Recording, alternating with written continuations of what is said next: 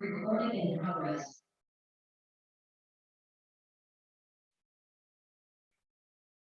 Do you have the instruction sheets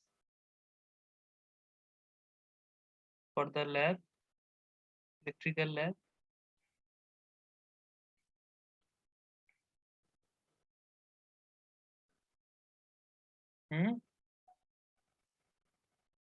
তোমাদের কি instruction শিটটা দেওয়া হয়েছে?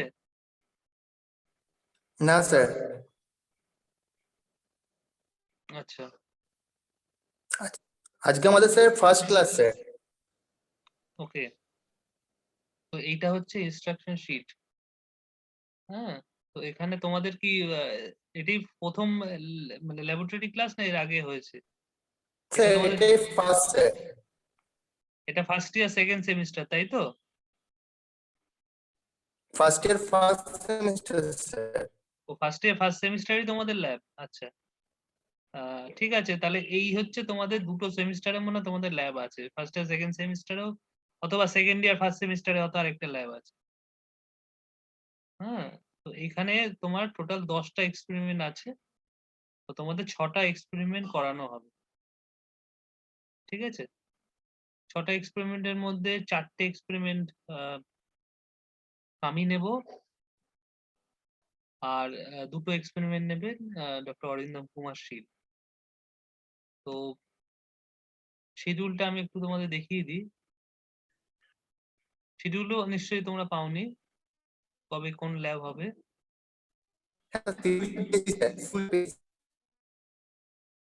আচ্ছা, তো শিডিউলটা হচ্ছে এইরকম কিছুটা, দেখতে পাচ্ছ সবাই?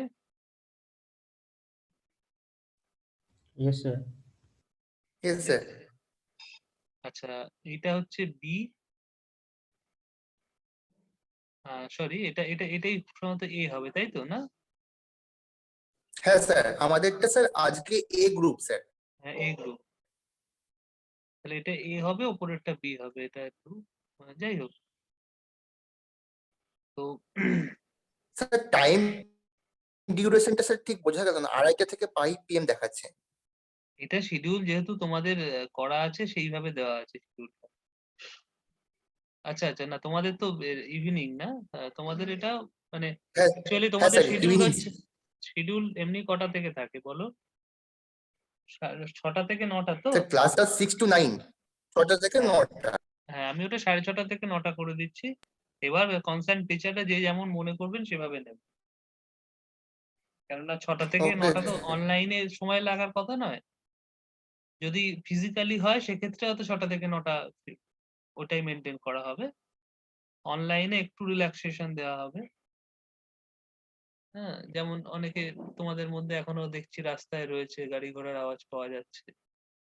এটা তো আর ফিজিক্যালি হলে হতো না, ফিজিক্যালি তো তুমি আর 7:30টার সময় ল্যাবে ঢুকতে পেতে না। 6টা মানে 6:15-র মধ্যেই ল্যাব বন্ধ হয়ে যাবে, আর ঢুকতে দেওয়া হবে না কাউকে, ফিজিক্যালি যদি হতো। তো যাই হোক, সেটা তো অন্য ইস্যু। আচ্ছা, এইটা হচ্ছে তোমাদের শিডিউল।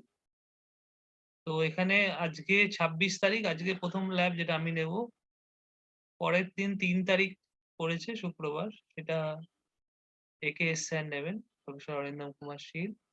তারপর আবার 3টে এক্সপেরিমেন্ট আমি নেবো, আর লাস্ট এক্সপেরিমেন্টটা 7 জানুয়ারি 2022, ওই এক্সপেরিমেন্টও AKS স্যার নেবে।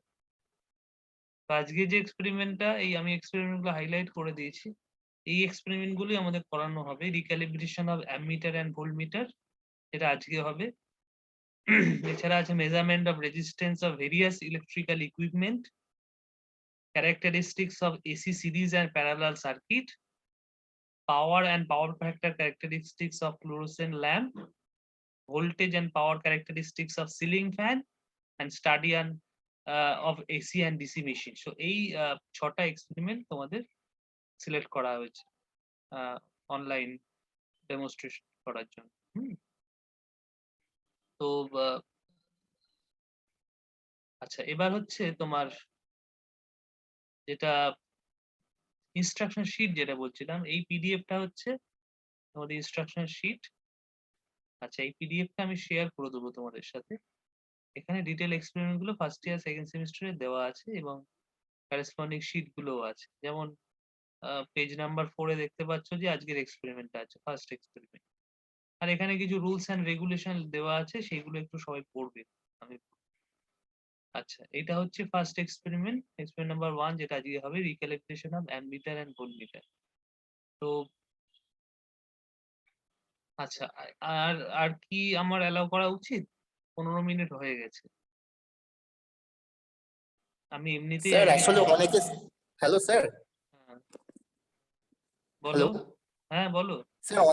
স্যার অনেকে স্যার মানে অনেক হিউজ প্রবলেম হচ্ছে, কেউ বলছে আমি ঠিক অডিবল নয়, এবার কেউ বলছে স্যার মানে সে ডাউনলোড করতেই অডিবল পারছে নাই না, কিনা, সে মানে অডিবল আছে কিনা সেটা তো আমি বুঝবো। সে কি করে বুঝছে সে অডিবল নয়? স্যার সে স্যার অ্যাকচুয়ালি স্যার মানে আপনার কথা শুনতে পাচ্ছে না, আচ্ছা, আচ্ছা, সেটা তার ডিভাইসে প্রবলেম হতে মানে পারে। কিন্তু সে তো আর জয়েন স্যার তো কয়েকজন করেনি। জয়েন করতেই পারছে না স্যার, একটু প্রবলেম হচ্ছে ডিভাইসে স্যার, ডাউন মানে আগে থেকে জুম করতে জুম হয়। অ্যাপটা ডাউনলোড করতেই এটা পারছে না। আগে থেকে করতে হয়। আমি শিডিউলটা আমি এটা সকালে পাঠিয়ে দিয়েছিলাম। তারপর থেকে সে কি সময়ই পায়নি এটা করার? ৬টা থেকে ৭:৩০, ৬টা থেকে শিডিউল ল্যাব, ৭:৩০ থেকে আজকে ল্যাবটা রাখা হয়েছে দেরি করে। তার মধ্যে কি এটা হয় because you are so casual that একটা ল্যাব যদি নাও হয় তাতে কিছু এসে যাচ্ছে না। এরকম একটা ব্যাপার ধরে রেখেছে। এইজন্য এই জিনিসগুলো হচ্ছে। আচ্ছা, সিআর আছে কি এখানে? তো এখানে এই সেকশনে সিআর কে? প্রীতম রয় স্যার। আচ্ছা। প্রীতম, তাহলে তুমি এবার হ্যালো, অ্যাটেন্ডেন্সটা একটা স্ক্রিনশট নিয়ে নাও। এখন ১৬ জন আছে, অ্যাটেন্ডেন্সের একটা স্ক্রিনশট নিয়ে আমাকে পরে পাঠিও। ওকে স্যার, ঠিক আচ্ছা, আছে স্যার। সবাই আশা করি নাম দিয়েই তাদের রিনেম করেছো। একটু আগে একজন ডিভাইস নেমে ঢুকেছিলে। হ্যাঁ, Redmi Y3, এটা কে? সে একটু রিনেম করো। পার্টিসিপেন্টস এ গিয়ে সেখানে রাইট ক্লিক করলে রিনেম অপশন দেবে। একটু রিনেম করে নাও, নাহলে বোঝা যাচ্ছে না কে। আমি এখানে দেখছি ৩ জনের অডিও ডিভাইস মানে মাইকের সমস্যা আছে। ২ জন। একজন হচ্ছে অরিন্দম মাহাতো, আর ২ নম্বর হচ্ছে সুব্রত সর্দার। এদের মাইকটা সমস্যা করছে। কিন্তু আমার কথা শুনতে আশা করি কোনো অসুবিধা হবে না ওদের। ওকে। তো যাই হোক,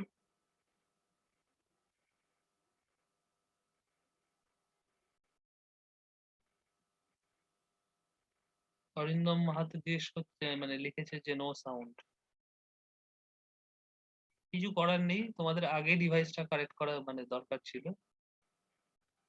যখনই দেখেছো এটা zoom and you are going to use the first time this particular platform, হ্যাঁ, সেটা আগে থেকে ইনস্টল করে আগে থেকে রিহার্স করা উচিত ছিল। এখন আর এটা বলে লাভ নেই। আমি তো এই প্রবলেম গুলো সলভ করার জন্য এখন ক্লাস নেব না। ওকে। তো যেটা বলছিলাম, তো ফার্স্ট এক্সপেরিমেন্ট যেটা আজকে হবে সেটা হচ্ছে recalibration of ammeter and voltmeter. Ammeter and voltmeter তোমরা নিশ্চয়ই আগে দেখেছো বা ইউজ করেছো, যেহেতু তোমরা ডিপ্লোমা পাস করে এসছো অনেকেই, বা সবাই হয়তো। কি আমি ঠিক বলছি তো? দেখোনি তোমরা হ্যাঁ অ্যামমিটার? Sir, Yes, sir. আচ্ছা, অ্যামমিটার কি কাজে ইউজ হয়?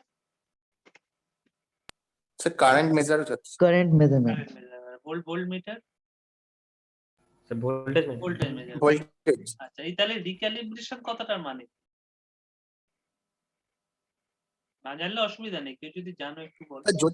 স্যার স্যার রিক্যালিব্রেশন স্যার, যদি সিস্টেম ইউজ করতে যদি কোনো স্যার এরর থাকে, সেটাকে স্যার সেই এররটাকে মিনিমাইজ করার জন্য স্যার রিক্যালিব্রেশন করা আছে। ক্যালিব্রেশন আবার রিক্যালিব্রেশন। মানে হচ্ছে আবার করে ক্যালিব্রেশন করা। যখন কোনো ইনস্ট্রুমেন্ট আমরা কিনি বাজার থেকে, তখন ওই ইনস্ট্রুমেন্টের সাথে একটা ক্যালিব্রেশন সার্টিফিকেট বলে একটা জিনিস আছে। সেইটা আসে, ক্যালিব্রেশন সার্টিফিকেট।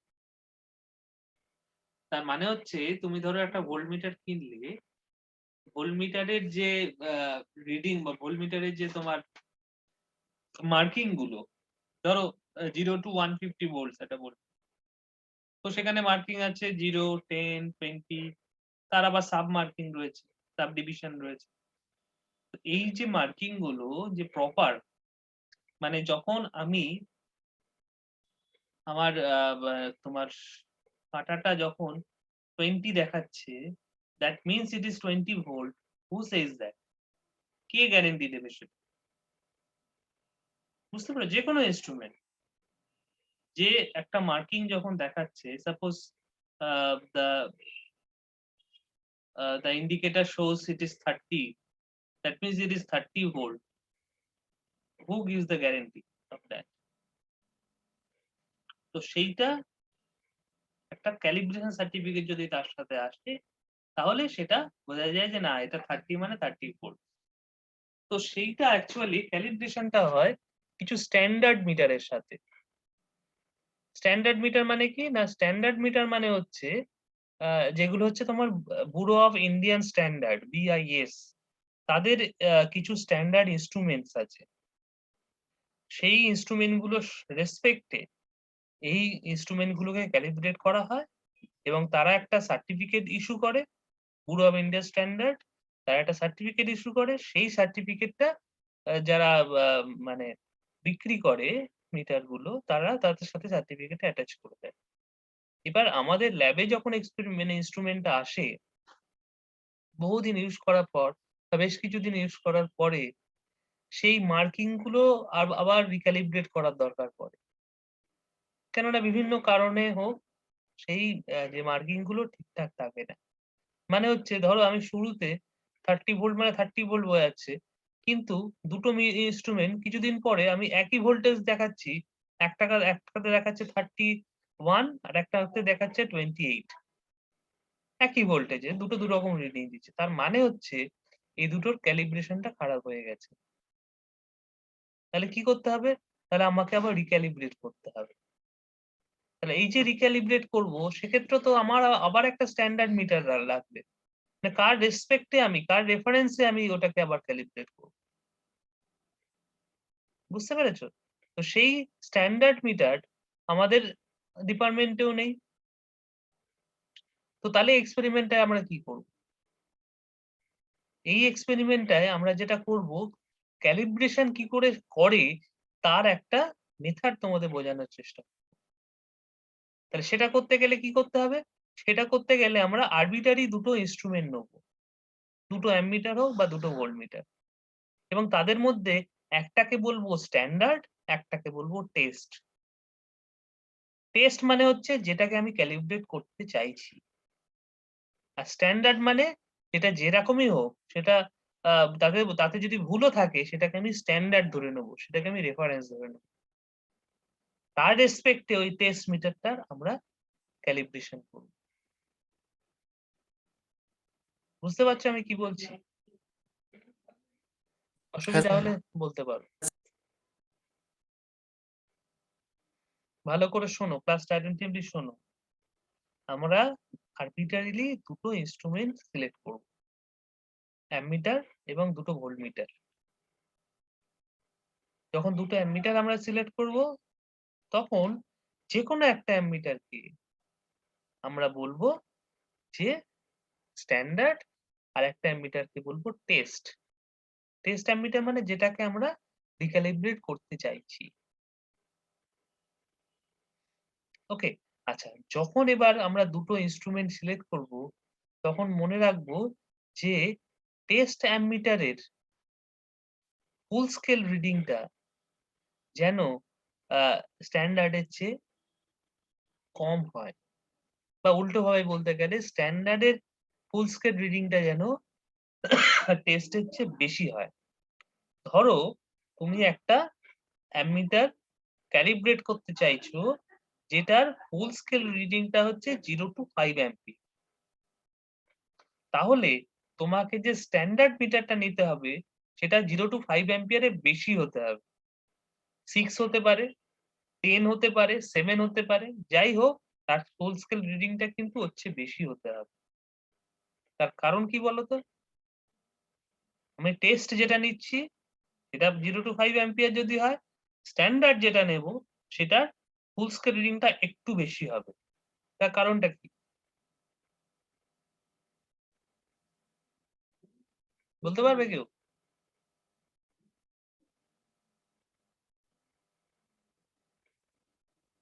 হুম,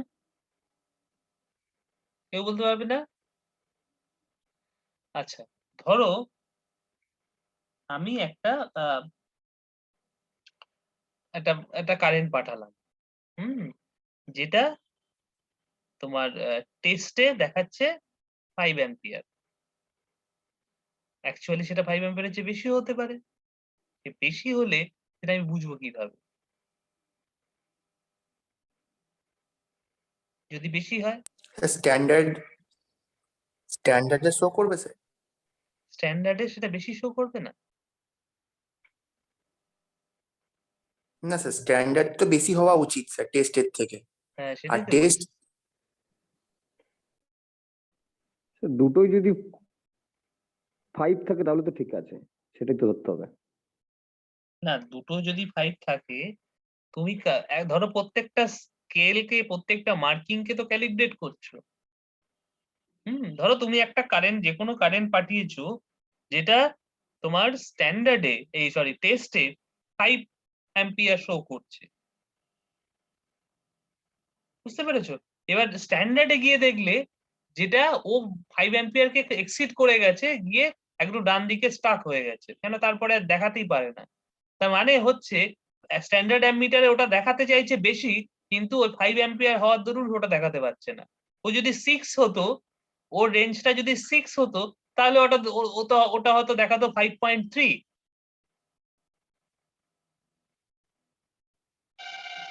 কি বলছি বুঝতে পেরেছো আমি কি বলছি? হ্যাঁ হ্যাঁ স্যার, হ্যাঁ হ্যাঁ। সেই জন্য স্ট্যান্ডার্ডের রেটিংটা একটু বেশি নিতে হবে, স্ট্যান্ডার্ডের রেঞ্জটা বেশি নিতে হবে। কেননা আমি তো প্রত্যেকটা মার্কিং কে ক্যালিব্রেট করতে চাইছি টেস্টের। এবার ফাইনাল রিডিংটা, ফাইনাল মার্কিংটা, টেস্ট অ্যামমিটার বা টেস্ট ভোল্টমিটারের ফাইনাল মার্কিংটা অ্যাকচুয়ালি সেটা বেশি হতে পারে। সেটা তখনই মানে শো করবে যদি স্ট্যান্ডার্ড এর রেঞ্জটা টেস্টের চেয়ে বেশি হয়, তখনই ওটা শো করার প্রভিশন থাকবে। আর নাহলে ওটা তো একদম ডান দিকে গিয়ে আটকে যাবে। বুঝতে পেরেছো? সেই জন্য টেস্ট অ্যামমিটার বা টেস্ট ভোল্টমিটার বা টেস্ট ইনস্ট্রুমেন্টটাকে একটু বেশি রেঞ্জের নেওয়া উচিত। ওকে, তো এইটা হচ্ছে তোমার জেনারেল ইনস্ট্রাকশন। তাহলে আমরা যদি ফিজিক্যালি ল্যাব করতাম, তাহলে ইনস্ট্রুমেন্ট রুমে যেতাম, গিয়ে আমাদের ইনস্ট্রুমেন্ট গুলোকে সিলেক্ট করতে হতো। ধরো আমি টেস্ট অ্যামমিটার নিলাম 0 to 5 অ্যাম্পিয়ার, তাহলে স্ট্যান্ডার্ড অ্যামমিটার নিতে হতো 0 to 6 বা 0 to 10। এগুলো হচ্ছে অ্যাভেলেবেল রেঞ্জ। আর কি নিতে হতো? আর নিতে হতো একটা রিওস্ট্যাট। দেখো, ফাইন ফাইন রিওস্ট্যাট বলে একটা জিনিস আছে না? বুঝতে পেরেছো? তার একটা রিওস্ট্যাট নিতে হতো। রিওস্ট্যাট নিশ্চয়ই সবাই দেখেছো। কি দেখেছো রিওস্ট্যাট তোমরা? স্যার। না স্যার। রিওস্ট্যাট দেখোনি কেউ? এই জিনিসটা দেখোনি কেউ?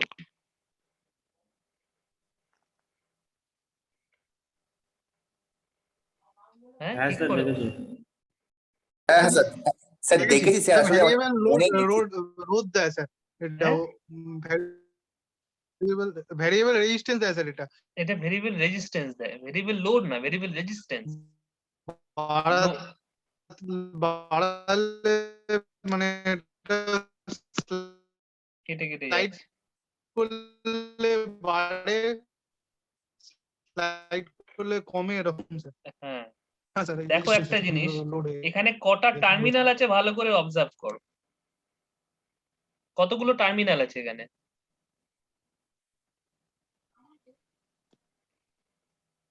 শুনতে পাচ্ছ আমার কথা? হ্যাঁ স্যার, 3টে টার্মিনাল হয়। 3টে টার্মিনাল। দেখো নিচে দুটো স্ক্রু আছে, দু এন্ডে দুটো স্ক্রু আছে। হ্যাঁ, আর একদম ডান দিকে ওপরে দেখো একটা স্ক্রু আছে, নাট আছে। স্ক্রু বলবো না, নাট, নাট সিস্টেম করা আছে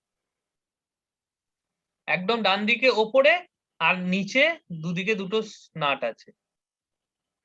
আচ্ছা, এই যে ডান দিকের ওপরে কানেকশনটা কোথার থেকে আসছে? এই যে একদম ওপর দিয়ে একটা বার গেছে, দেখেছো? মেটাল বার। সেই মেটাল হ্যাঁ বারটার স্যার। সাথে আবার একটা কানেক্টর আছে, সেই কানেক্টরটা নিচে তারটা অবধি পৌঁছে গেছে, মানে দুপাশে দুটো কন্ট্যাক্ট করছে। বুঝতে পেরেছো? তাহলে এই দেখো, এই যে নিচের দুটো নাট, এই দুটো নাটকে আমরা বলি ফিক্সড কন্ট্যাক্ট, ফিক্সড কন্ট্যাক্ট। আর ওপরে ডান দিকে যেটা আছে এটাকে বলি আমরা variable contact. Two fixed contacts and one variable contact. Fixed contact মানে কি, একটা তার নিয়ে একটা নাট থেকে জড়ানো শুরু করে আরেকটা নাটে গিয়ে শেষ হয়েছে, তাহলে এই দুটো নাটের মধ্যে রেজিস্ট্যান্সটা কিন্তু ফিক্সড, এই জন্য এই দুটোকে বলা হয় ফিক্সড কন্ট্যাক্টস। বুঝতে পেরেছো? এবার আমাকে বলো, ধরো আমি একদম বাঁদিকে যে নিচের নাটটা আছে সেখানে একটা তার লাগিয়েছি, আর ভেরিয়েবল কন্ট্যাক্টে একটা তার লাগিয়েছি, তাহলে এখন রেজিস্ট্যান্সটা কতটা হবে? ফুল রেজিস্ট্যান্সের রেসপেক্টে কতটা হবে? তার 50% হবে না তার চেয়েও কম হবে, না তার চেয়েও বেশি হবে? আমার কোশ্চেনটা বুঝতে পেরেছো? স্যার 10% এর মতো হবে। কারেক্ট। কেন 10% এর মতো হবে। ওদিকটা কেন হবে? একদম ওই ধারে আছে স্যার। হ্যাঁ, কারণ ফিক্সড এন্ডটা ওই পাশে ফিক্সড একদম এন্ড আমরা ইউজ করি, রোধের। তাহলে ওইটুকানি তার এখন ইউজ হ্যাঁ হচ্ছে। স্যার। বুঝতে পেরেছো? তাহলে বাকি যে 90% তার কিন্তু ইউজ হচ্ছে না এখন। তাহলে এই স্লাইডারটা যত ডান দিকে টানবো তত ওটা 10%, 20%, 30% আস্তে আস্তে বাড়বে। একদম যখন এই ডান দিকের ফিক্সড কন্ট্যাক্টের দিকে আসবো তখন ম্যাক্সিমাম রেজিস্ট্যান্স হবে এই দুটো টার্মিনালের মধ্যে, বাঁ দিকে ফিক্সড এন্ডটা আর ডান দিকের ভেরিয়েবল এন্ডটা।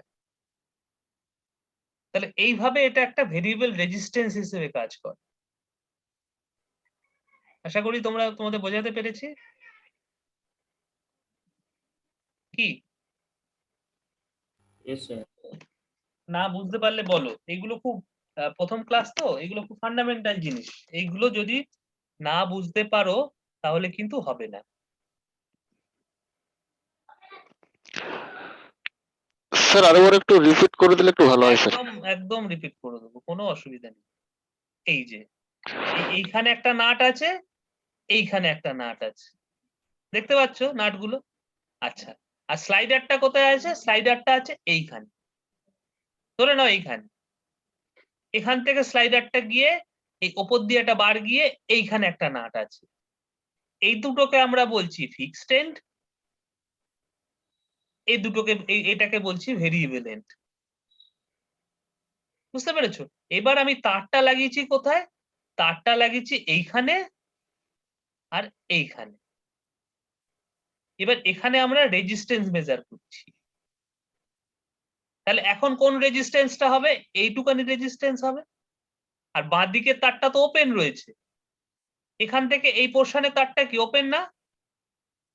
তাহলে সেই রেজিস্ট্যান্সটা কি হবে? আর হ্যাঁ স্যার। হবে না। বুঝতে না পেরেছো? স্যার। এবার স্লাইডারটা যত আমি এদিকে মুভ করবো তত আমার রেজিস্ট্যান্সটা বাড়বে। Yes, sir. বোঝা গেছে? এই হচ্ছে সোজা ব্যাপার। তাহলে এটাকেই আমরা এইভাবে রিপ্রেজেন্ট করি, যেন একটা রেজিস্ট্যান্স আছে, দুটো ফিক্সড এন্ড আছে। ওকে, আচ্ছা, তাহলে এখান থেকে একটা ভেরিয়েবল এন্ড বেরিয়েছে, সেই ভেরিয়েবল এন্ডটা বেরিয়ে এইখানে গেছে।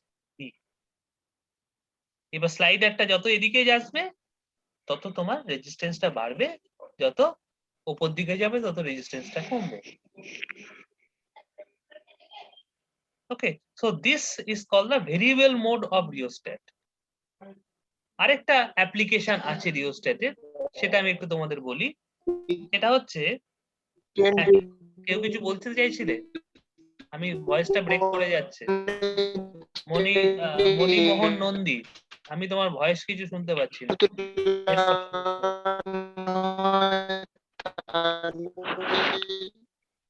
স্যার আমরাও করছি না। হ্যাঁ, সৌভিক বলো।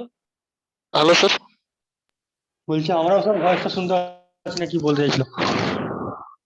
হ্যাঁ, মানে আমার ভয়েস শুনতে পাচ্ছ তো? না, আপনার ভয়েস শোনা যাচ্ছে স্যার। হ্যাঁ, সেটা হলেই হবে। ও যেটা কোশ্চেন করতে চাইছিল ওকে স্যার- বলো একটু লিখে দিতে, লিখে যদি দেয়। স্যার আপনি আমাদের ভয়েস শুনতে পাচ্ছেন স্যার? হ্যালো। হ্যাঁ, পরিষ্কার শুনতে পাচ্ছি, তোমাদের ভয়েস ও। পরিষ্কার শুনতে পাচ্ছি।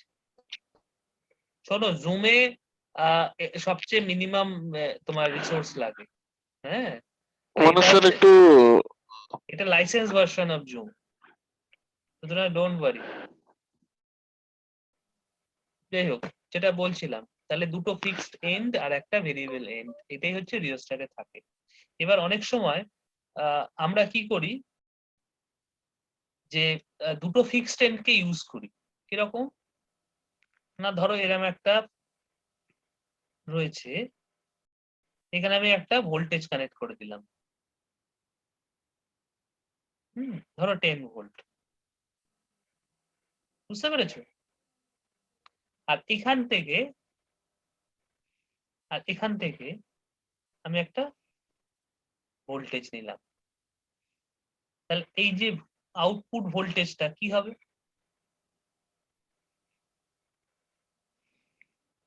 আউটপুট ভোল্টেজটা কি 10 ভোল্ট হবে, না তার বেশি হবে, না তার কম হবে? ওটা 20% আছে, এটা এখন 20% আছে, এরা এখানে যেমন ছিল 20%। তাহলে আউটপুট ভোল্টেজটা কত হবে বলো তো?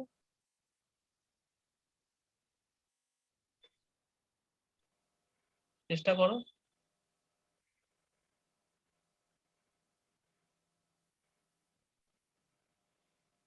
পারবে? কি পারবে কি পারবে না বলো? না পারলে অসুবিধা কিছু নেই। না স্যার, আপনি একটু বলে দিন। এই যে 20% বললাম, মানে হচ্ছে 0.2 × 10, এটাকে আমরা বলি ভোল্টেজ ডিভাইডিং রুল। তাহলে আউটপুটে আমরা 2 ভোল্টস পাবো। যত স্লাইডারটা এদিকে যাবে তত ভোল্টেজ বাড়বে, যত স্লাইডারটা উপর দিকে যাবে তত ভোল্টেজ কমবে। এটাকে বলি আমরা পোটেনশিয়াল ডিভাইডার রুল বা ভোল্টেজ ডিভাইডার রুল। ভোল্টেজটা ভাগ হয়ে যাচ্ছে, ডিভাইড হয়ে যাচ্ছে, কেননা 10 ভোল্ট তো আমি পুরো ফিক্সড এন্ডের অ্যাক্রসে দিয়েছি। তাহলে এই যে ছোট্ট রেজিস্ট্যান্স, তার অ্যাক্রসে তো 10 ভোল্ট ড্রপ হবে না, তার অ্যাক্রসে কম ভোল্টেজ ড্রপ হবে। এখানে মাত্র 2 ভোল্ট ড্রপ হবে, আর বাকিটাতে 8 ভোল্ট ড্রপ হবে। এই হচ্ছে 10 ভোল্টের হিসেব।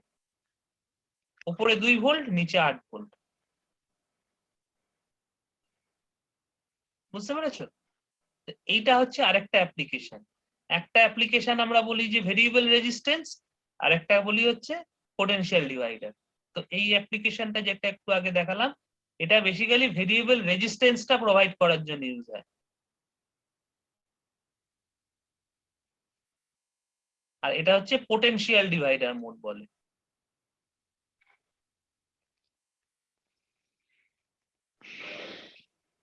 বুঝতে পেরেছো?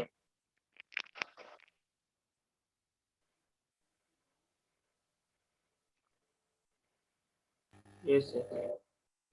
আচ্ছা আচ্ছা, এইখানে যে সার্কিটটা তোমাদের দেখালাম, সেখানে আরেকটা জিনিস আছে। সেটা কি না, সেটা হচ্ছে একটা R1 বলে একটা জিনিস আছে।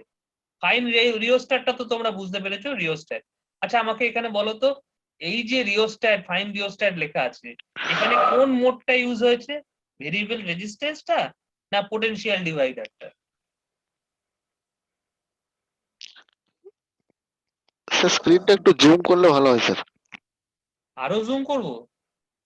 ম্যাক্সিমাম জুম করা আছে, তুমি ওখানে একটুখানি পার্টিসিপেন্ট উইন্ডোটা বন্ধ করে দাও, ওখানে ভালো বুঝতে পারবে আরো। কোনটা স্যার?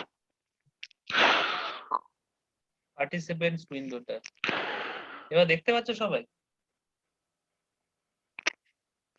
ওটা দেখা যাচ্ছে স্যার। তোমরা কি মোবাইলে করছো? আপনার কথাটাও স্যার একটু, হ্যাঁ স্যার মোবাইলে, আপনার কথাটাও স্যার ব্রেক হয়ে হয়ে আসছে, মানে ক্লিয়ার স্যার। আচ্ছা, আমি বলতে চাইছিলাম, আমি যে তোমাদের কোশ্চেন করলাম, এই যে ফাইন গুগল রিওস্ট্যাট বলে যেটা লেখা আছে ছবিতে, যেটা দেখানো আছে, এইটা রিওস্ট্যাটের কোন মোডটা? আমি দুটো মোডের কথা বললাম, একটাকে বললাম যে ভেরিয়েবল রেজিস্ট্যান্স মোড, আর একটাকে বললাম পোটেনশিয়াল ডিভাইডার মোড। এই দুটো মোডের কোন মোডটা Sir, এখানে এটা কি দেখানো আছে? variable division? পোটেনশিয়াল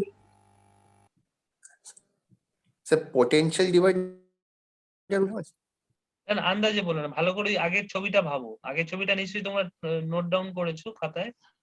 সেটা নিয়ে ভাবো। দেখো এটা ওখানে ভেরিয়েবলটা হ্যাঁ স্যার এটা ভেরিয়েবল Vari- আসছে স্যার। এটা ভেরিয়েবল Variable রেজিস্ট্যান্স মোড। তার কারণ হচ্ছে একদিকে ফিক্সড এন্ড এখানে একটা ফিক্সড এন্ড আর একটা ভেরিয়েবল এন্ড ইউজ হয়েছে। পোটেনশিয়াল ডিভাইডারের ক্ষেত্রে দুটো ফিক্সড এন্ড এবং ভেরিয়েবল মানে তিনটে টার্মিনাল ইউজ হবে। আচ্ছা এবার পরের ছবিটায় যাই, ভোল্ট মিটারে। এইখানে বলো তো রিওস্ট্যাটের কোন মোডটা ইউজ হয়েছে? স্যার এটা potential পোটেনশিয়াল আছে স্যার। এটা পোটেনশিয়াল ডিভাইডার মোড। মানে এখানে আমি 110 ভোল্ট যদি বাঁদিকে দিই, ডান দিকে সবসময় 110 ভোল্ট বা তার কম ভোল্টেজ পাবো, এবং সেটা ডিপেন্ড করছে স্লাইডারটা ওপরে যাচ্ছে না নিচে যাচ্ছে। বলতো স্লাইডারটা এখানে যদি ওপরে যায় তাহলে ভোল্টেজটা বাড়বে না কমবে? স্যার কমে যাবে। ভালো করে বলো। কমে যাবে। স্লাইডারটা যদি ওপর দিকে যায় স্ক্রিনটা দেখা যাচ্ছে। কেন স্ক্রিনটা দেখা যাচ্ছে না? স্ক্রিন তো পরিষ্কার দেখা যাওয়ার কথা। না না বাড়বে বাড়বে বাড়বে স্যার বাড়বে। উপরে এটা দিকে বাড়বে গেলে স্যার। বাড়বে স্যার বাড়বে। তার কারণ হচ্ছে ভোল্টেজ ড্রপটা তো বাড়বে। সিরিজের ওই তাহলে বেশি রেজিস্ট্যান্সের অ্যাক্রসে তুমি ভোল্টেজটা নিচ্ছ না, সেই জন্য তোমার ভোল্টেজটা বেড়ে যাবে। কি বোঝা গেছে? বুঝতে পেরেছো তো সবাই? হ্যাঁ স্যার। আচ্ছা তাহলে এই দুটো তো আরেকবার দেখো, রিপিট করুন কি বললেন স্যার ওটা কি হবে? আমি যত এই পয়েন্টারটা বা স্লাইডারটা ওপর দিকে নিয়ে যাব তত তো আমি বেশি রেজিস্ট্যান্সের অ্যাক্রসে ভোল্টেজটা মানে ট্যাপ করছি, তাহলে আমার ভোল্টেজটা বাড়বে না? কি বুঝতে পেরেছো আমি কি বলছি? হ্যাঁ স্যার না আমি স্যার মানে স্যার আমি জিনিসটা বুঝতে পেরেছি, আমার লজিকটা অন্য দেখছিলাম স্যার। অ্যাকচুয়ালি আমি বলছিলাম কি ওই সিরিজে আপনি যত উপরের দিকে যাবেন তত সিরিজে আপনার রেজিস্ট্যান্সটা কমে যাবে। তো সিরিজে সিরিজে রেজিস্ট্যান্স রেজিস্ট্যান্স কমে নয়, গেলে তাহলে এটা ভোল্টেজ ড্রপটা কম হবে। না না না, দেখো একটা জিনিস, এইখানে যখন আমি 10 ভোল্ট দিচ্ছি, ধরো আমার এখানে 110 ভোল্ট আছে, তাহলে এখানে ভোল্টেজ কত হবে? হ্যাঁ কত ভোল্টেজ হবে এখানে? 110ই হবে, 110 ভোল্ট 10 ভোল্ট 110 110 ভোল্ট ভোল্ট হবে। হ্যাঁ এবার 110 হ্যাঁ। তুমি ধরো এখানে ভোল্টেজটা মাপবে, তাহলে কি 110 পাবে? না না স্যার ওটা কম পাবে অনেক। কমে যাবে অনেকটা, ভোল্টেজ একটা ড্রপ করে পার্সেন্টেজ যাবে। হ্যাঁ কমে যাবে হ্যাঁ না? তাহলে এবারে এই অ্যারোটা হ্যাঁ অপর স্যার দিকে তোলো, এখানে তোলো। তাহলে কি হচ্ছে, তুমি বেশি রেজিস্ট্যান্স ইউজ করছো, এখন এতটা রেজিস্ট্যান্সের অ্যাক্রসে ভোল্টেজ ড্রপটা মাপছো, তাহলে অনেক বেশি ভোল্টেজ পাবে, মানে আগের চেয়ে বেশি হবে, কিন্তু 110-এর চেয়ে কম হবে। 110 ভোল্টটা হ্যাঁ কখন হ্যাঁ পাবো? যখন বুঝতে আমার পেরেছি। পয়েন্টারটা এখানে যাবে, হ্যাঁ তখন আমি 110 ভোল্ট পাবো। হ্যাঁ তার নিচে যত যাব আমি ভোল্টেজ কমে যাবে, যত উপরে যাব ভোল্টেজ বেড়ে যাবে।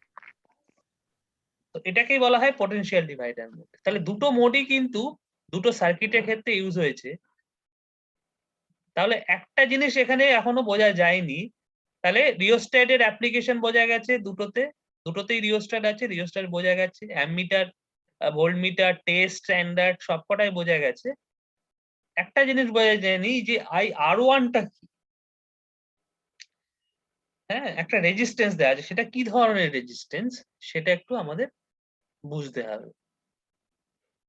সেইটা বোঝার আগে, যেহেতু এটা ফার্স্ট ক্লাস, আমি তোমাদের একটু লোড সম্বন্ধে, ইলেকট্রিক্যাল লোড সম্বন্ধে একটু আইডিয়া।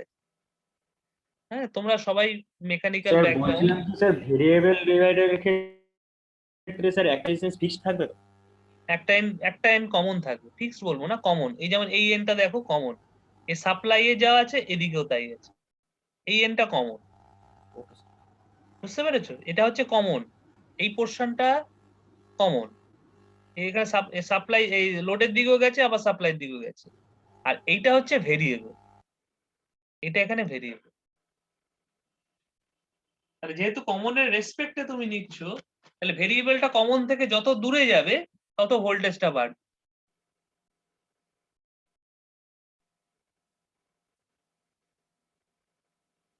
ঠিক আছে?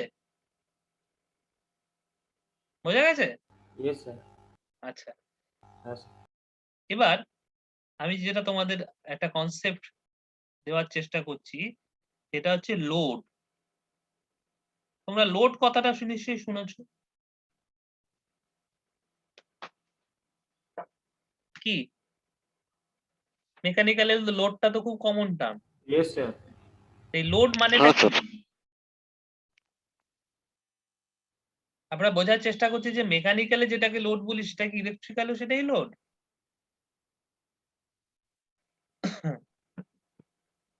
মেকানিক্যালে লোড বলতে আমরা কি না না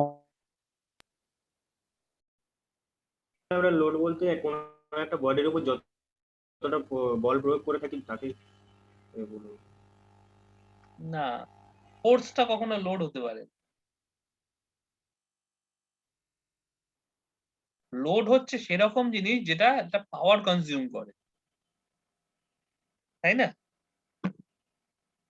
আমরা লোডটাকে বলি যে এতটা পাওয়ার, পাওয়ার দিয়ে রিপ্রেজেন্ট করি লোডটাকে, শুধু ফোর্স নয়। সিমিলারলি আমাদের ইলেকট্রিক্যালেও আমরা লোড বলে থাকি সেটাকেই যে কিছু ইলেকট্রিক্যাল পাওয়ার কনজিউম করে, ইলেকট্রিক্যাল পাওয়ার কনজাম্পশন হয় যার জন্য। ধরো আমি একটা লাইট লাগিয়েছি বাড়িতে, সেটাতে একটা লোড বলবো নাকি? কেন বলবো? কেননা লাইটটা লাগালে সে কিছু পাওয়ার কনজিউম করে। আচ্ছা, একটা নয়েজ আসছে, সেটা আমার ল্যাপটপের ফ্যান থেকে।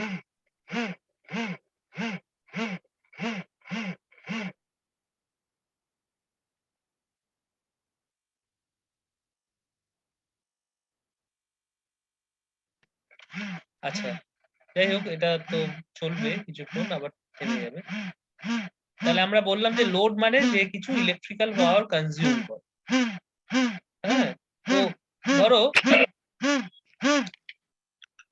একটা লাইট আছে, হ্যাঁ, সে লাইটের কটা টার্মিনাল হয়? একটা ল্যাম্প ধরো, ল্যাম্পের কটা টার্মিনাল হয়?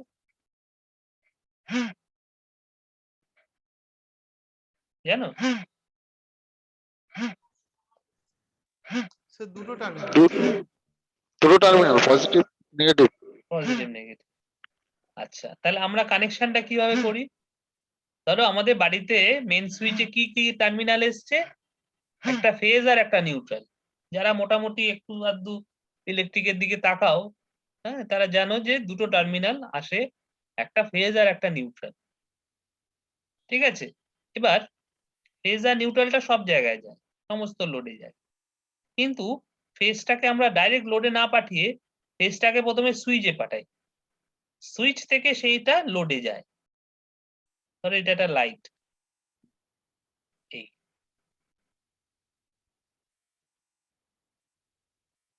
তাই তো? আমি ঠিক আঁকছি তো? দেখো, এটা হচ্ছে প্রথম এই 1 নম্বর যে ডিভাইসটা কানেক্ট করছি তার জন্য এটা সুইচ। সিমিলারলি আমি আরেকটা লোড লাগাবো, সেটা একটা ফ্যান, তারও দুটো টার্মিনাল, সে এইভাবে লেগেছে। এবার এরম ভাবে আস্তে আস্তে আমি লোড কানেক্ট করতে করতে যাই, তাই না?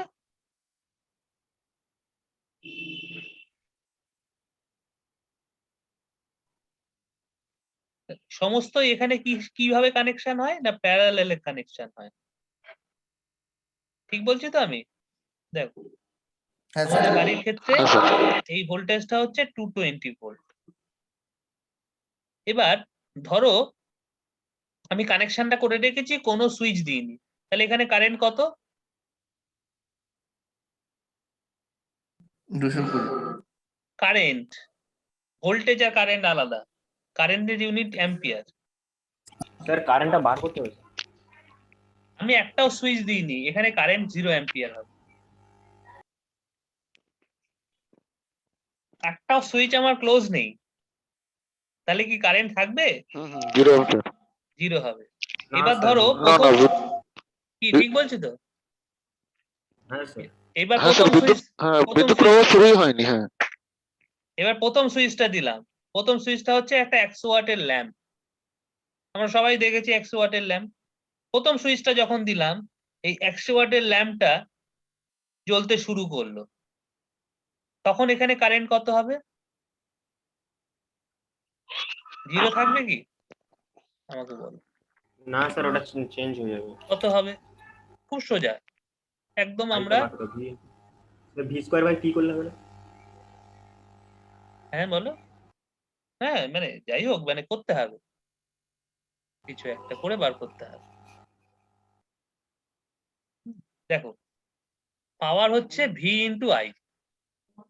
আপাতত এইটুখানি আমরা জেনে নিই, ভিআই কস পাই অ্যাকচুয়ালি, কিন্তু আমি ধরে নিয়েছি ভোল্টেজ ইন্টু কারেন্ট হচ্ছে পাওয়ার। ওকে, তাহলে কারেন্টটা কি?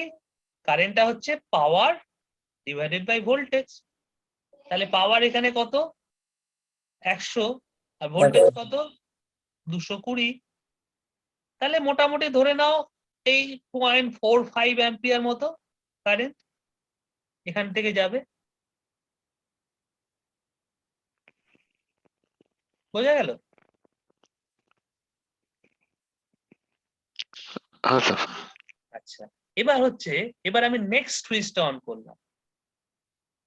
নেক্সট সুইচটা হচ্ছে একটা ফ্যান, যেটা ধরো 75 ওয়াট, এটা সিলিং ফ্যান 75 ওয়াট। হ্যাঁ, সিমিলারলি আবার 75 ওয়াটের জন্য নতুন করে আরেকটা কারেন্ট যাবে। সেটা কি না, 75 ডিভাইডেড বাই 200। কত হবে? আমি যদি রাফলি ক্যালকুলেট করি, 75 divided by 200, 3.5 sorry 0.35 ampere 0.34 0.34 ampere. এবার এই কারেন্টটা তো এর সাথে অ্যাড হয়ে যাবে, হয়ে গিয়ে এখন টোটাল কারেন্টটা তো ওখান দিয়ে যাবে। এটা হচ্ছে 9 আর এটা হচ্ছে 7, 0.79 অ্যাম্পিয়ার। যখন আমি দুটো সুইচ দেব তখন আমার কি হচ্ছে, কারেন্টটা বেড়ে যাচ্ছে না? কি বুঝতে পেরেছো? তখন কি হ্যাঁ হবে? বেড়ে যাবে 0.79 অ্যাম্পিয়ার এখান থেকে যাবে। সিমিলারলি যখন থার্ড সুইচটা দেবো কারেন্টটা আরো বেড়ে যাবে। তাহলে বেসিক্যালি দেখো আমি কি করছি, এখানে আস্তে আস্তে আমি লোড বাড়াতে বাড়াতে যাচ্ছি। লোড মানে কি? এমন কিছু ডিভাইস যে পাওয়ার কনজিউম করে। আমি লোডটাকে ডিফাইন করেছি কিভাবে? ইলেকট্রিক্যালে যা ডেফিনেশন, মেকানিক্যালে একই ডেফিনেশন। মেকানিক্যালের ক্ষেত্রে মেকানিক্যাল পাওয়ার, ইলেকট্রিক্যালের ক্ষেত্রে ইলেকট্রিক্যাল পাওয়ার, একটু আলাদা। সেটা যখন ইলেকট্রিক্যাল পাওয়ার সম্বন্ধে তোমাদের থিওরি ক্লাসে পড়াবে তখন বুঝতে পারবে। মেকানিক্যাল পাওয়ার মানে যার জন্য ওয়ার্ক ডান হয়, আর ইলেকট্রিক্যাল পাওয়ারের জন্য সবসময় যে ওয়ার্ক ডান হয় এমন কোনো কথা নেই। ইলেকট্রিক্যাল পাওয়ারের দুটো কম্পোনেন্ট, একটার জন্য ওয়ার্ক ডান হয় সেটাকে আমরা বলি অ্যাক্টিভ পাওয়ার, আর একটার জন্য কোনো ওয়ার্ক ডান হয় না তাকে আমরা রিঅ্যাক্টিভ পাওয়ার বলি। তো আমি সেই ডিটেলসে যাচ্ছি না। মোটমাট ইলেকট্রিক্যাল লোড হচ্ছে সেই জিনিস যা কিছু ইলেকট্রিক্যাল পাওয়ার কনজিউম করে। তাহলে আমি এখানে আস্তে আস্তে কি করছি, লোডটা বাড়াচ্ছি, মানে আস্তে আস্তে আমি এই 100 ওয়াট 75 ওয়াট, হ্যাঁ এইভাবে আস্তে আস্তে 50 ওয়াট, এরকম ভাবে আস্তে আস্তে আমি বাড়াতে বাড়াতে যাচ্ছি। তাহলে অ্যাকচুয়ালি কি চেঞ্জ হচ্ছে? ভোল্টেজটা কি চেঞ্জ হচ্ছে?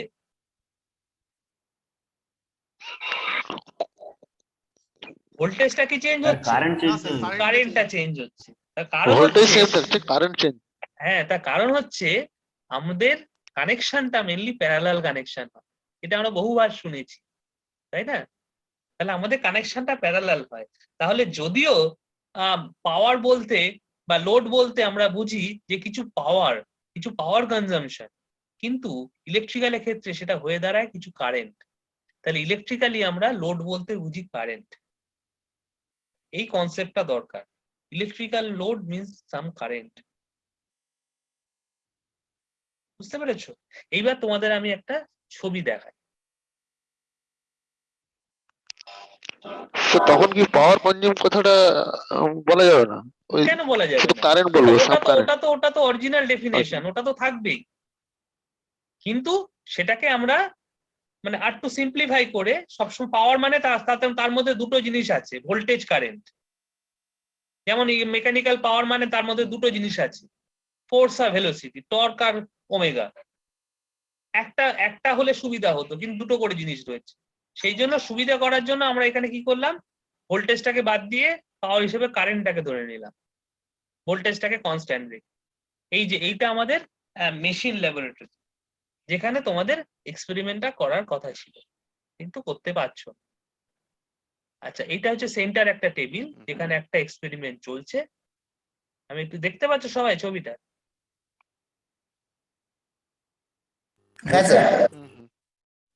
একটু তোমাদের জিনিসটার লুক দেওয়ার জন্য, this is one of the oldest laboratory in JU campus, JU main campus. যদিও এখন একটু রেনোভেট হওয়ার পর একটু অন্যরকম লাগছে। এই যে বাঁদিকে একটা ব্রাউন কালারের আর একটু রেডিশ, জালটা একটু রেডিশ, দেখতে পাচ্ছ সবাই? এই যে জিনিসটাকে আমি জুম করতে করতে যাচ্ছি, হ্যাঁ, কানেকশনটা Yes, sir. একটু আনস্টেবল দেখাচ্ছে। আচ্ছা, এইটাকে আমরা বলি লোড বক্স। লোড বক্স বলে এটাকে। এখানে দেখতে পাচ্ছ সামনের দিকে কতগুলো সুইচ আছে। কটা সুইচ আছে?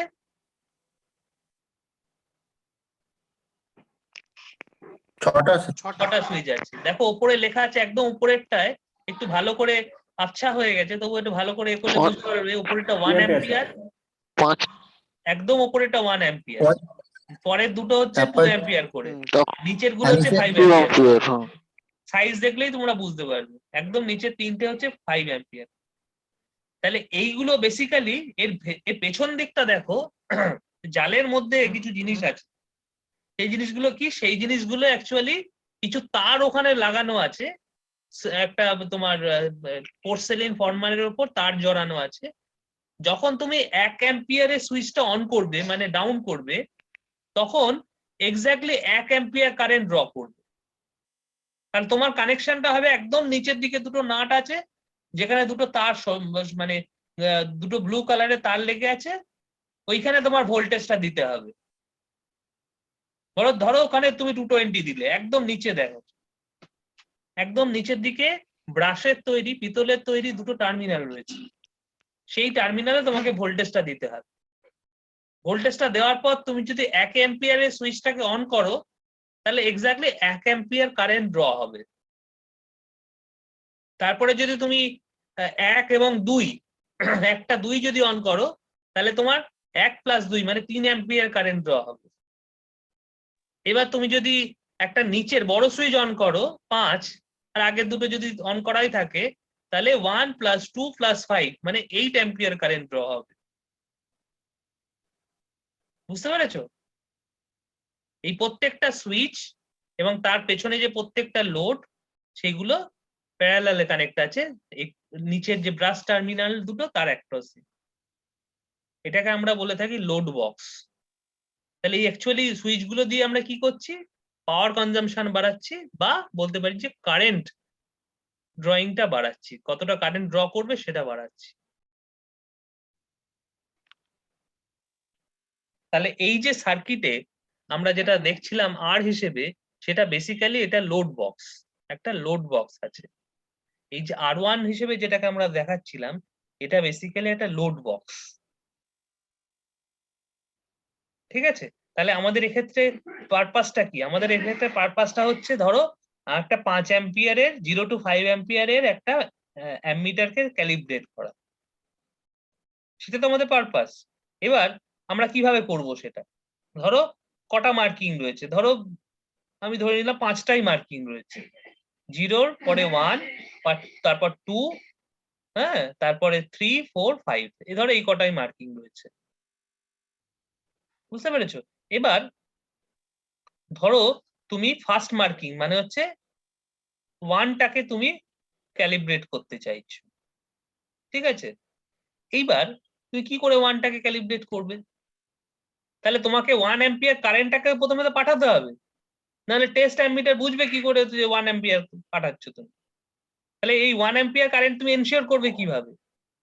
এই 1 অ্যাম্পিয়ার কারেন্ট এনশিওর করবে কি করে? ওই লোড বক্সটা যেহেতু এখানে সিরিজে আছে, লোড বক্সে যেই 1 অ্যাম্পিয়ারের সুইচটা মারবে, সঙ্গে সঙ্গে অ্যামমিটার গুলোর মধ্যে দিয়ে 1 অ্যাম্পিয়ার কারেন্ট ফ্লো করে যাবে। বুঝতে পেরেছো আমি কি বলছি? না বুঝতে পারছো না? ওটা কি সিরিজে থাকার জন্যই ওটা হবে, যেটা বললেন স্যার? হ্যাঁ, সিরিজে থাকার জন্য। এই দেখো ব্যাপারটা কি, ব্যাপারটা তো এইখানে হচ্ছে আমার ওই টার্মিনালটা আছে, ব্রাশের দুটো টার্মিনাল, হ্যাঁ, আর এখান থেকে আমার ওই সুইচ গুলোর সাথে সাথে একটা করে লোড আছে। এইটা হচ্ছে লোড বক্স।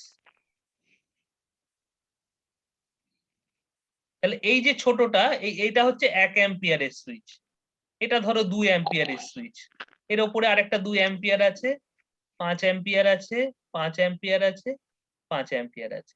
এইটাকে আমরা R1 হিসেবে বলছি, ঠিক আছে। তার সাথে কি আছে, রিওস্ট্যাট আছে, এই সার্কিটে যেটা আছে। এবার এর সাথে দুটো অ্যামমিটার লাগানো আছে, একটা টেস্ট আর একটা স্ট্যান্ডার্ড করে এই সার্কিটটা এখানে কমপ্লিট করা আছে। আর এখানে আমরা ভোল্টেজ দিয়েছি কত, 110। অ্যামমিটার মানে কি, অ্যামমিটারের রেজিস্ট্যান্স 0, তাহলে এই দুটো ধরে নাও শর্ট রয়েছে। আর রিওস্ট্যাটটা ধরে নাও একদম এখানে রয়েছে, এখানে রয়েছে রিওস্ট্যাট, তাহলে রিওস্ট্যাটের মোটামুটি শর্ট রয়েছে ধরে নাও। তাহলে অ্যাকচুয়ালি যে কারেন্টটা যাচ্ছে কার জন্য যাচ্ছে, না লোড বক্সের জন্য যাচ্ছে। যেই মুহূর্তে আমি 1 অ্যাম্পিয়ার সুইচটা অন করব সঙ্গে সঙ্গে 1 অ্যাম্পিয়ার কারেন্ট যাবে, কেননা 1 অ্যাম্পিয়ারের সিরিজে যে লোডটা লাগানো আছে সে 1 অ্যাম্পিয়ার কারেন্ট ড্র করার মতো পাওয়ার কনজিউম করতে পারে। বুঝতে পেরেছ আমি কি বলছি? হ্যাঁ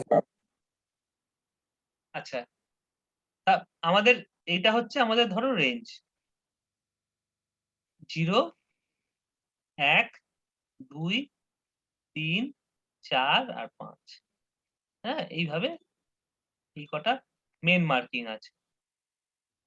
এবার সাব মার্কিংও কিছু আছে এরকম। এবার যখন 1 অ্যাম্পিয়ারে তুমি দেখাতে চাইছো, তোমাকে 1 অ্যাম্পিয়ার কারেন্ট পাঠাতে হবে, তুমি কি করলে, লোড বক্সের 1 অ্যাম্পিয়ার সুইচটা অন করে দিলে।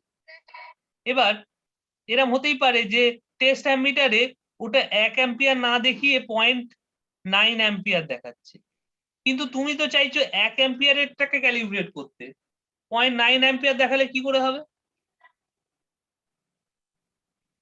বুঝতে পেরেছো? তখন তুমি কি করবে, এই যে ফাইন রিওস্ট্যাট বলে যেটা দেওয়া আছে সেটা দিয়ে ফাইন অ্যাডজাস্টমেন্ট করবে, মানে এই 0.9টাকে ঘুরিয়ে ঘুরিয়ে এই রিওস্ট্যাটটাকে স্লাইড করিয়ে করিয়ে 1 অ্যাম্পিয়ারে কাঁটাটাকে নিয়ে আসবে। কি বোঝানো গেল? দেখো স্যার রিওস্ট্যাটটাকে যদি আমি অপারেট করি তাহলে তো স্যার কারেন্ট কমবে স্যার। আমি ধরে নিচ্ছি যে তোমার রিওস্ট্যাটটা মানে 0-তে না থেকে অন্য কোথাও ছিল, সেই অবস্থায় 1 অ্যাম্পিয়ার গেছে। বুঝতে পেরেছো?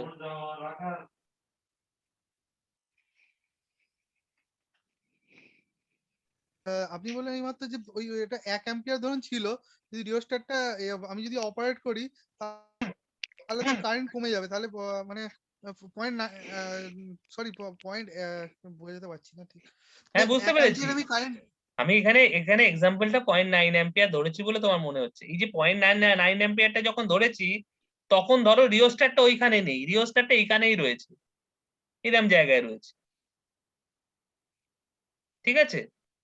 এবার রিওস্ট্যাটটা এখানে যদি থাকে তাহলে এদিকে যদি মুভ করি তাহলে কি আমার 1 অ্যাম্পিয়ার হবে না?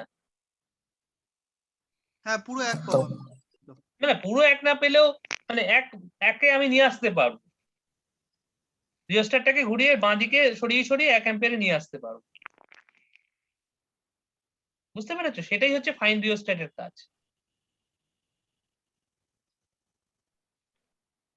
হ্যাঁ আমি একটা এক্সাম্পল দিলাম জাস্ট। সিমিলারলি পরে যখন 2 অ্যাম্পিয়ার করবো আমি 1 অ্যাম্পিয়ারটাকে ওপেন করবে, 2 অ্যাম্পিয়ারের এটাকে সুইচ অন করবো, সঙ্গে সঙ্গে 2 অ্যাম্পিয়ার দেখাবে।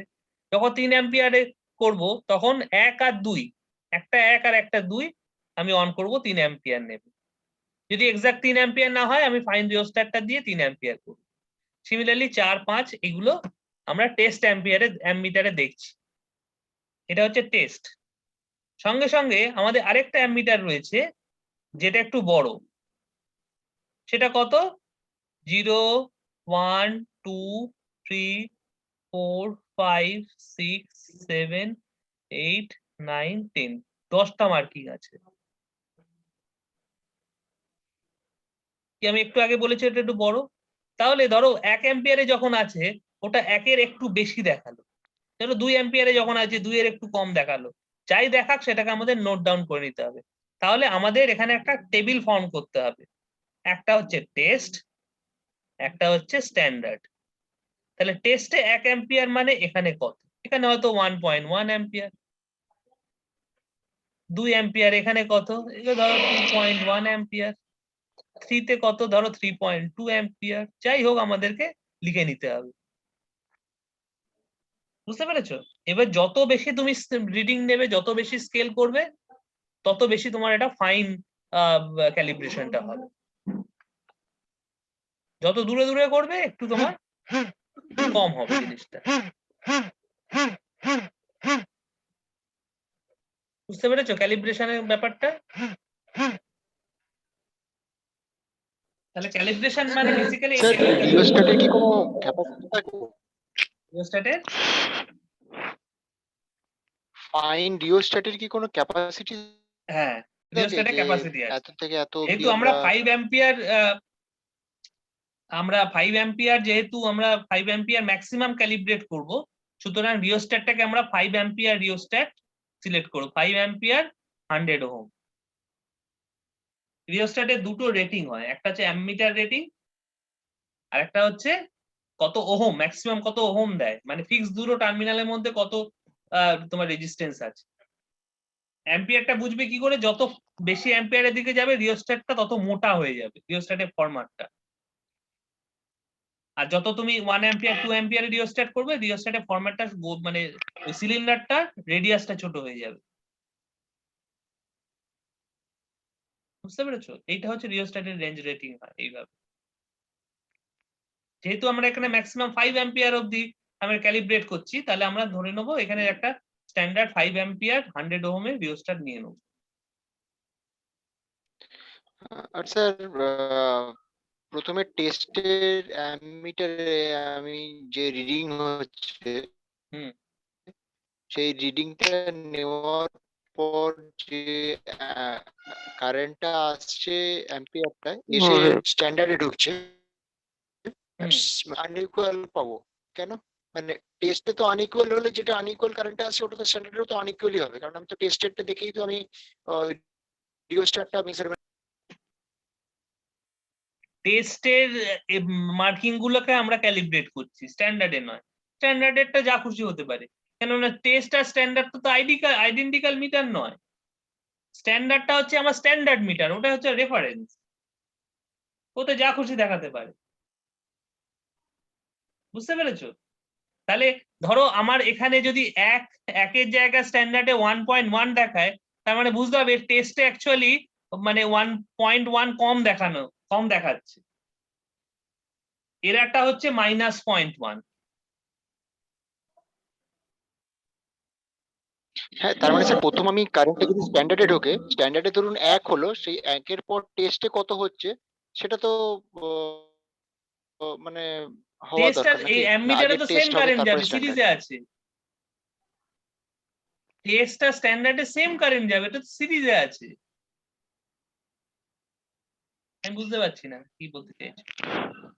মানে স্ট্যান্ডার্ডে স্যার প্রপার মানে এটা পাবো আমরা, প্রপার মানে প্রপার রিডিংটা পাচ্ছ, মানে ধরে নিচ্ছ তুমি প্রপার, প্রপার রিডিংটা। হ্যাঁ হ্যাঁ ধরে নিচ্ছ তুমি প্রপার রিডিংটা আচ্ছা। স্ট্যান্ডার্ড থেকে পাচ্ছ। টেস্টের থেকে সবসময় বেশি হবে, কম না হবে না না। না না না, সেটা এরারটা কার উপর ডিপেন্ড করছে। ধরো আমি 4 অ্যাম্পিয়ারে গিয়ে দেখলাম এটা হচ্ছে 3.9 অ্যাম্পিয়ার, তাহলে এখানে এরারটা কিন্তু পজিটিভ হয়ে গেল। ও আচ্ছা, এরকমও হতে পারে। হ্যাঁ, হতেই পারে। না স্যার, এইটা আমি বলতে চাইছিলাম একটা জিনিস, যে আমরা যেটা স্ট্যান্ডার্ড সেটাতেই তো স্যার অ্যাকচুয়ালি স্ট্যান্ডার্ড কারেন্টটা পাবো, যে 1 2 3 4। হ্যাঁ, কিন্তু টেস্টেরটাতে আমার এরর থাকতে পারে অ্যাকচুয়ালি। একদম একদম। মানে আমি যেটা না স্ট্যান্ডার্ড না না, ধরছি আমরা ওটাতে ক্যালিব্রেট, শোনো, আমরা ক্যালিব্রেট করছি কাকে? 0.1। ভুল হচ্ছে কোথায় থাকবে, টেস্টে থাকবে, তাই তো? স্ট্যান্ডার্ডটা প্রথমে কারেন্ট ঢুকবে, তারপরে স্যার টেস্টে ঢুকবে। কথাগুলো তো স্যার আমি স্ট্যান্ডে আমি মাপ করলাম যে আমার 1 অ্যাম্পিয়ার হচ্ছে, সেটা টেস্টে গিয়ে কত হবে তখন তো না না না না, সেটা তো আমার টেস্টে দেখো আমার পারপাসটা এখানে আলাদা। আমার এখানে পারপাস হচ্ছে টেস্ট মিটারটাকে ক্যালিব্রেট করা, মানে এর এক একটা স্কেলে কত ভুল আছে সেটাকে ধরা। এর 1 বলতে সেটা কি 1 না ভুল আছে, এর 2 বলতে সে 2টা না ভুল আছে, 3 বলতে 3 না তার কিছু ভুল আছে, 4 বলতে 4 না তার কিছু ভুল আছে, সেইটা মাপা হচ্ছে আমাদের এখানে কাজ। অবজেক্টিভটা অন্য, অবজেক্টিভ হচ্ছে ক্যালিব্রেট করা টেস্ট অ্যামিটারটাকে। তাহলে টেস্টের প্রত্যেকটা স্কেলকে আমি ইন্ডিভিজুয়ালি ক্যালিব্রেট করব, তার এরারটা মাপবো। এখানে বেসিক্যালি লাস্টে একটা এরার কার্ভ হয়, যেটা তোমাদের রিপোর্টে লিখতে হবে, আঁকতে হবে, ড্র করতে গ্রাফ পেপারে। বুঝতে পেরেছো? প্রত্যেকটা মানে এতে মার্কিং এর কারেসপন্ডিং এরারটা কত সেটা তোমাদের দেখাতে হবে।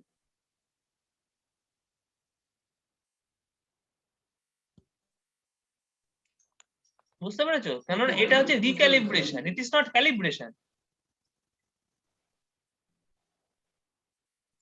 তাহলে প্রত্যেকটা মার্কিং এর ভুলটা কত সেটা তোমাদের মার্ক করতে হবে, সেটাই কি বলে রিক্যালিব্রেশন।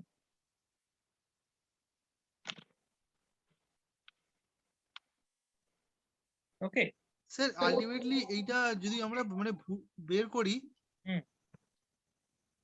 বলো। এটা যদি আমরা বের করি স্যার, হ্যাঁ, বের করার পরে কি স্যার অ্যামিটারে কিছু সেটিং করে কি ওটাকে আবার মানে কিচ্ছু করা যাতে যাবে না। ঠিকঠাক না না, ও আর রেটিংটা কিচ্ছু দেয় করা সেরকম? যাবে না। ও তুমি তো দেখো ইনস্ট্রুমেন্টের ডায়নামিক্সটাকে তুমি তো চেঞ্জ করতে পারবে না। ইনস্ট্রুমেন্টের যে নিডলটা ঘোরে সেটার নিচে একটা জুয়েল বিয়ারিং থাকে এবং তার সাথে একটা স্প্রিং অ্যাটাচ থাকে। এইবার স্প্রিংটা হচ্ছে বেসিক্যালি একটা মেকানিক্যাল স্প্রিং। সেই স্প্রিং এর ধরো একটু ইলাস্টিসিটি খারাপ হয়ে গেছে, বা ওই যে নিডলটা যার উপর বেস করে ওটা পিভট হচ্ছে ঘুরছে, সেখানে ধরো সেই জুয়েল বিয়ারিং এ কিছুটা ধুলো বসেছে, এইগুলোকে তুমি পরিষ্কার করতে পারবে, কারেক্ট করতে পারবে। সুতরাং ক্যালিব্রেশন যদি খারাপ হয়ে গিয়ে থাকে তার মানে বুঝতে হবে that is the permanent damage. কিন্তু তার মানে কি তুমি ইনস্ট্রুমেন্টটাকে ইউজই করতে পারবে না? পারবে। তুমি ওই মিটারটার সাথে সাথে ক্যালিব্রেশন কার্ভটা নিয়ে বসবে। হ্যাঁ, তোমার ধরো ইনস্ট্রুমেন্টটা তোমার ধরো 3.2 দেখাচ্ছে, তাহলে তুমি ক্যালিব্রেশন কার্ভে নিয়ে দেখবে যে অ্যাকচুয়ালি 3.2 মানেটা কত। ওই এরারটা প্লাস মাইনাস করে বুঝে যাবে অ্যাকচুয়ালি 3.2 মানে কত।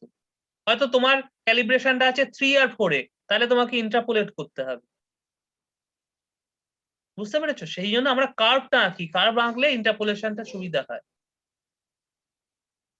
মানে 3.2 মানে অ্যাকচুয়ালি কত, সেইটা আমরা এরার কার্ভ দিকে বুঝে যাব। ওকে, বুঝতে পেরেছো? তো এখানে ভোল্টমিটারের ক্ষেত্রেও ঠিক তাই, ভোল্টমিটারটা আরো ইজি। অ্যামমিটারটা আমি বললাম যেহেতু অ্যামমিটার আছে বলে, কারেন্টের ব্যাপার আছে বলে লোড বক্সটা আমরা ইউজ করছি। ভোল্টমিটারের ক্ষেত্রে ভোল্টেজটা দেখো এখানে মেইনলি ভ্যারি করছে কি, অ্যামমিটারের ক্ষেত্রে কারেন্ট, সেই জন্য লোড বক্স ইউজ করেছি। আগেই বলেছি লোড বক্সে কারেন্ট ভ্যারিয়েশনের একটা অপশন রয়েছে, কিন্তু ডান দিকে যে সেটআপটা সেটা হচ্ছে ভোল্টমিটার ক্যালিব্রেশন, সেখানে ভোল্টেজটাকে ভ্যারি করাতে হবে। আর ভোল্টেজ ভ্যারিয়েশনের অপশন বলেছি potential divider, mode of rheostat. সেই জন্য এখানে potential mode divider, mode of rheostat use হয়েছে, যেখানে আমরা ভোল্টেজটাকে ভ্যারি করাতে পারি। এবং দুটোই হচ্ছে এখানে ডিসি তে। আর ইনস্ট্রুমেন্ট গুলো তোমাকে ডিসি ইনস্ট্রুমেন্ট নিতে হবে, এসি ইনস্ট্রুমেন্ট নিলে হবে না। ডিসি ইনস্ট্রুমেন্ট এসি ইনস্ট্রুমেন্ট আলাদা হয়। ঠিক আছে? তাহলে ভোল্টমিটারের ক্ষেত্রেও আমাদের দুটো ভোল্টমিটার নিতে হবে, একটা ধরো 0 to 150, তাহলে আরেকটা নিতে হবে 0 to 200। স্ট্যান্ডার্ডটা নিতে হবে 0 to 200 বা 0 to 250 বা 0 to 300, একটু বেশি নিতে হবে। আর একটা রিওস্ট্যাট হলে এখানে চলবে। সেই রিওস্ট্যাটটা তোমার যাতে পুরো ভোল্টেজটাকে নিতে পারে, সেরকম একটা রিওস্ট্যাট তোমাকে এখানে নিতে হবে, সিলেক্ট করতে হবে। এই আছে এতে তোমার এক্সপেরিমেন্টে, আর কিছু নেই। এবার তোমাকে বললাম যে দুটোতেই তোমাকে দুটো টেবিল তৈরি করতে হবে। অ্যামমিটার ক্যালিব্রেশনেও একটা টেস্ট ভার্সেস স্ট্যান্ডার্ড একটা টেবিল, ভোল্টমিটার ক্যালিব্রেশনেও টেস্ট ভার্সেস স্ট্যান্ডার্ড একটা টেবিল, আর লাস্টের কলামটা এরার ক্যালকুলেট করতে হবে। বুঝতে পেরেছো? তো এরারের ফর্মুলা এখানে দেওয়া আছে। তোমরা এই যে রিপোর্ট পোর্শনে তোমাদের কি কি রিপোর্ট বানাতে হবে সেটা লেখা আছে।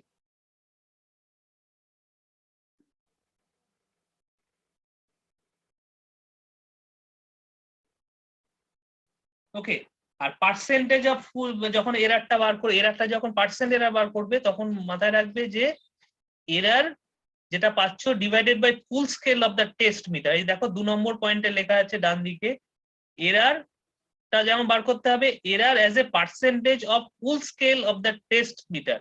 ধরো অ্যামমিটার ক্যালিব্রেশন করছো যখন 0 to 5 অ্যাম্পিয়ারে, তখন ধরো তোমার এরার এলো 0.1, তোমাকে কি করে ওটা রিপ্রেজেন্ট করতে হবে?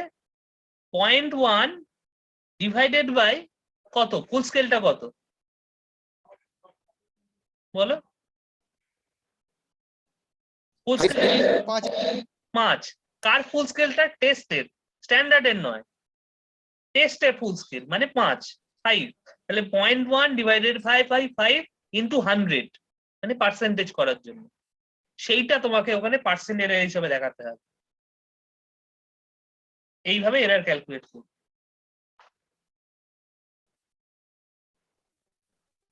ওকে, আর লাস্ট পয়েন্টটা হচ্ছে তোমার ক্যালিব্রেশন মার্কটা দেখা যাবে। হ্যাঁ বলো।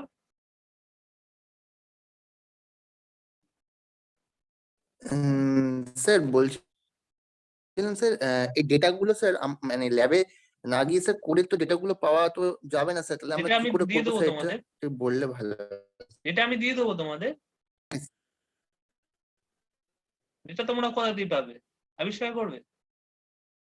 এটা আমি তোমাদের দিয়ে দেবো, তোমরা শুধু রিপোর্টটা লিখবে।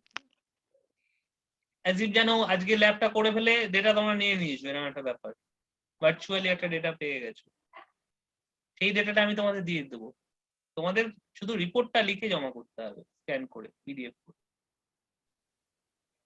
Okay sir. বোঝা গেছে? এবার যদি সব সিচুয়েশন ঠিকঠাক হয়ে যায় 29th এর পর একটা পসিবিলিটি আছে, তারপর তোমরা ল্যাবে এসেই ল্যাব করতে পারবে, কোনো অসুবিধা নেই। 29 কি স্যার ডিসেম্বর না? 29 নভেম্বর।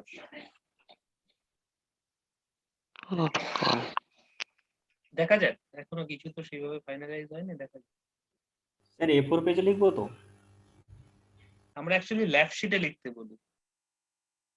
আমাদের যাদবপুর ইউনিভার্সিটি ক্যাম্পাসে একটা চিপ স্টোরস আছে, সেখানে ল্যাব শিট পাওয়া যায়, যাদবপুর ইউনিভার্সিটি মানে লেখা আছে তাতে, উপরে নিচে রোল নাম্বার লেখা, নাম লেখা জায়গা আছে।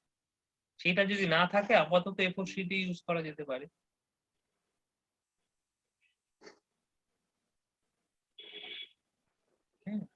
আর ওই যে প্রথমে আমি ইনস্ট্রাকশন শিটে আমি তোমাদের ইনস্ট্রাকশন পিডিএফটা পাঠিয়ে দেবো, পেজগুলো কিরকম হয় সেখানে লেখা আছে, বুঝতে পেরেছো?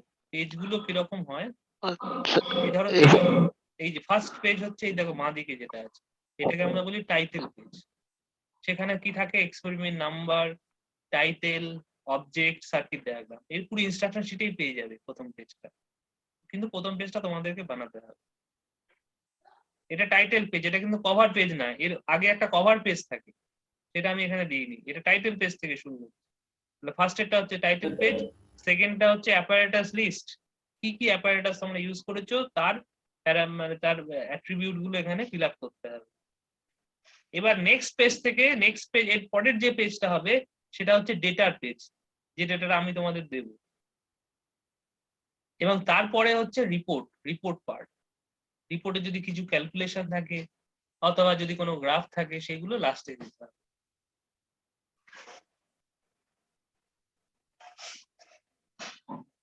ওকে, বোঝা গেছে? ওকে চলো। কভার পেজটা তো আমাদের বানাতে হবে স্যার তাহলে? হ্যাঁ হ্যাঁ, সব বানাতে হবে, আপাতত সব তোমাদের তো আর কিছু নেই, সুতরাং তোমাদের স্যাম্পল দিলে তোমাদের বানাতে হবে। এবার যদি মনে করো ক্যাম্পাসে কোনোদিন আসবে, এসে একটা স্যাম্পল কিনে নিয়ে যেতে পারো।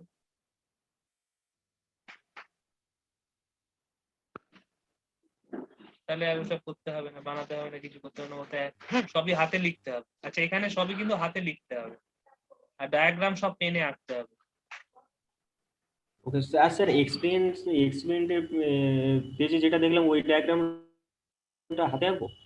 সমস্ত হাতে আঁকবে, ওকে স্যার। এবং নিট অ্যান্ড ক্লিন, এবং মানে রুলার ইউজ করবে, ফ্রি হ্যান্ড নয়। কেননা রিপোর্টের ওপরে কিন্তু এখানে সেপারেট মার্কস থাকে। মার্কসটা এখানে রয়েছে তোমার lab attendance and performance 1 number component, 2 number component হচ্ছে রিপোর্ট, আর 3 নম্বর কম্পোনেন্ট হচ্ছে ভাইবা বসি।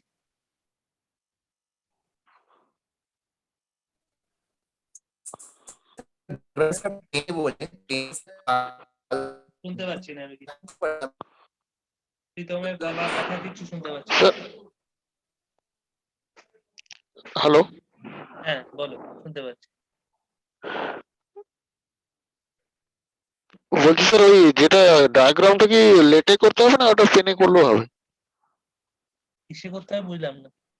পেনে করতে বললাম, কোনো পেন্সিল চলবে না সার্কিট এখানে। ডায়াগ্রাম যেটা কোনো আর পেন্সিল পেনে। অ্যালাউ নেই, কোথাও কোনো পেন্সিল অ্যালাউ নেই। Everything must be done in আচ্ছা। ইঙ্ক, সেটাও ইনস্ট্রাকশন শিটে ক্লিয়ারলি মেনশন করা আছে। আমি ওই জন্য বলছি ইনস্ট্রাকশন শিটটা ভালো করে পড়বে। এই ইনস্ট্রাকশন Okay, শিটে sir, okay, sir, every sir. Details is mention দেয়ার। এই যে ইনস্ট্রাকশন স্যার শিটটা এটা আপনি আছে, একটু সেন্ড করুন তাহলে। হ্যাঁ এটা আমি সেন্ড করে দেবো। এখানে সমস্ত কিছু মেনশন করা আছে, রুলস রেগুলেশন, ল্যাবে অ্যাটেন্ড না করলে কি হবে, কবের মধ্যে রিপোর্ট পাঠাতে হবে, সব কিছু এখানে এই যে নিচে দেখো বড় বড় করে লেখা আছে। Circuit diagram, graph etcetera must be drawn in ink, graphs to be smooth and mean curves unless otherwise specified.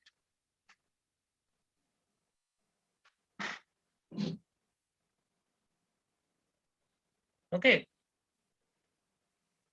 আমি এটা পাঠিয়ে দেবো, পড়বে, পড়ে তারপর রিপোর্ট তৈরি করবে। আর তার আগে আমি তোমাদের ডেটটা পাঠিয়ে দেবো। ওকে, তো আজকে 18 জন অ্যাটেন্ডেন্স আছে, 18 জন। রেডমি এখনো তার নাম চেঞ্জ করেনি। আশা করি তোমাদের সিআর রেডমি কে চেনে, রেডমি Y3 কে, সেই হিসেবেই তার নামটা দেবে। আমাকে যখন অ্যাটেন্ডেন্সটা পাঠাবে তখন রেডমি করে পাঠালে কিন্তু আমি রেডমির নামে অ্যাটেন্ডেন্সটা দেবো, অ্যাকচুয়াল নামে কিন্তু অ্যাটেন্ডেন্সটা পড়বে না। স্যার স্যার বলছি বলছি স্যার A4 পেজে কি উপরে কিছু যেটা ল্যাব শিট বললেন উপরে কি যাদবপুর ইউনিভার্সিটি এরকম লিখে করবো না এমনি নরমালি যা আছে? A4 শিটে করলে আর লেখার দরকার নেই, A4 শিটে করলে আর কিছু লেখার দরকার নেই। আচ্ছা শুধু রোল নাম্বারটা লিখে দিও কোনো একটা এন্ডে, কোনো একটা উপরে নিচে কোথাও আচ্ছা একটা তোমার রোল নাম্বারটা, ফুল রোল নাম্বারটা লিখে দিও, তাহলেই হবে।